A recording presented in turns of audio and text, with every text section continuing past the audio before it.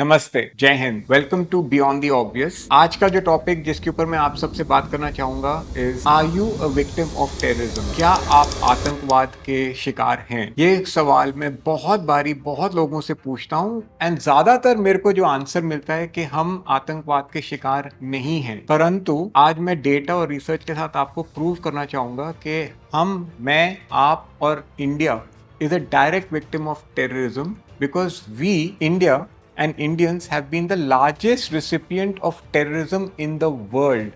Not just largest but also the oldest recipient of terrorism in the world. कुछ data के साथ मैं आपको इस बात को समझाना चाहूंगा बिकॉज ये बहुत ही सीरियस मामला है। 1993 से लेकर 2013 तक का एक 20 साल का कार्यकाल है जिसपे मूडीज ने रिसर्च किया to study the impact of terrorism, the economic impact of terrorism. इस स्टडी पीरियड में ये जो 20 साल का जो कार्यकाल था, इसको जब मूडीज रिसर्च करने लगी तो पहला जो पॉइंट था जो कि निकल के आया कि इस पीरियड में भारत के ऊपर 6024 टेरर अटैक्स हुए हैं। 6024 ये कोई मामूली नंबर नहीं है। इन्फ्रेंस निकाल सकते हैं कि किसी देश पे 6024 अगर अटैक हुए हैं 20 साल में, यानी कि हर दिन एक टेरर अटैक हुआ है। पर ये जरूरी नहीं है कि हर दिन जो टेरर अटैक हुए वो बहुत लार्ज अटैक्स हुए होंगे, मगर ये तो डेटा दिखाई देता है कि हर दिन, लिटरली हर दिन फॉर 1993 से लेकर 2013 तक एक टेरर अटैक हुआ है। पर ये डेटा भी रियल है कि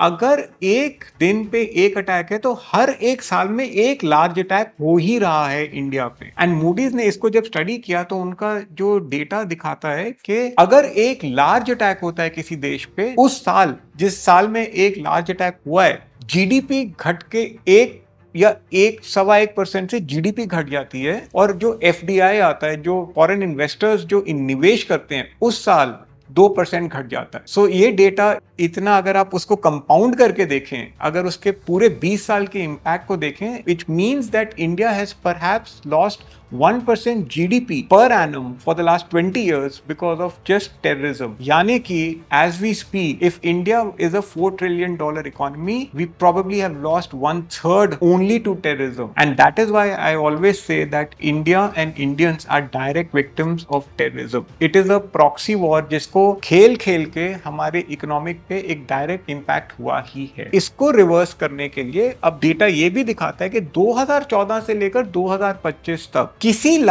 किसी शहर पे कहीं पे भी लार्ज अटैक नहीं हुआ है। केवल साउथ कश्मीर के 100 किलोमीटर रेडियस के अंदर सारे अटैक हुए हैं। जैसे ये रिवर्स हुआ है पिछले 10 साल में, तो इंडिया की जीडीपी बढ़ी है, निवेश आया है, कैपिटल मार्केट्स बढ़ चुके हैं एंड इन्वेस्टर्स ने भी पैसा डाला है। क्योंकि क्या होता है कि देश सुरक्षित दिखता है, लोग निवेश करने के लिए तैयार होते हैं, फॉरेन इन्वेस्टर्स आने को तैयार होते हैं, फैक्ट्री लग सकती है, मैन्युफैक्चरिंग बढ़ सकती है। और आप देख सकते हैं कि पिछले 10 साल में एफडीआई बढ़ा है, मैन्युफैक्चरिंग बढ़ी है, कैपिटल मार्केट्स में इजाफा आया है, जीएसटी के नंबर्स बढ़े हैं एंड टेररिज्म घटा है। आप सबसे यही एक निवेदन है कि इस देश को अगर बढ़ना है तो एक सुरक्षित और एक बहुत ही सेफ नेशन बन के बढ़ना है। And that is why something like operation Sindoor, जिसका core is destruction of infrastructure of terrorism, is now the new norm for the country. An act of terrorism will be viewed as an act of war. अगर ये रहा तो ये देश एक सुरक्षित देश बना रहेगा और आगे हमारी बढ़ोतरी होती रहेगी। धन्यवाद। So to listen to more about all this, please keep following me. My name is Karan Datta